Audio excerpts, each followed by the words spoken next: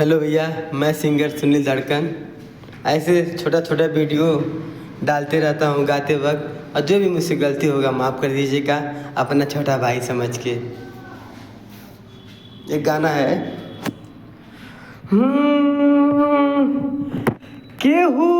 कही तो देखा दी सीना फार के, हो दाग गहरा मिलल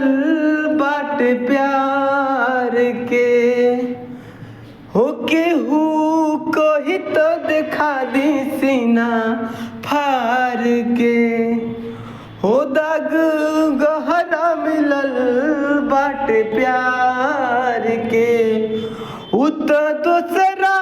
के डोली में सवार हो गइल